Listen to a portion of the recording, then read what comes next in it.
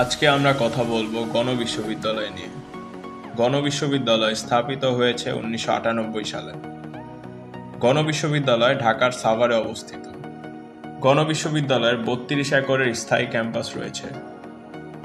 এই বিশ্ববিদ্যালয়ে BBA, CSC, ল, ইংরেজি, ত্রিপলি এর মতো ভালো সব ধরনের বিষয় রয়েছে। গণবিশ্ববিদ্যালয়ে বিবিএ ডিগ্রি অর্জনে খরচ হয় 4,25,000 টাকা, সিএসসিতে খরচ হয় 4,50,000 টাকা, লতে খরচ হয় 4,25,000 টাকা, ইংরেজিতে খরচ হয় 3,50,000 টাকা, ত্রিপলিতে খরচ হয় 3 লক্ষ টাকা।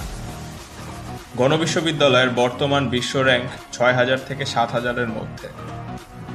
কম খরচে ঢাকার মধ্যে স্থায়ী ক্যাম্পাস রয়েছে এমন বিশ্ববিদ্যালয়ের মধ্যে গণবিশ্ববিদ্যালয় একটি অন্যতম ভালো বিশ্ববিদ্যালয় হতে পারে তোমার জন্য।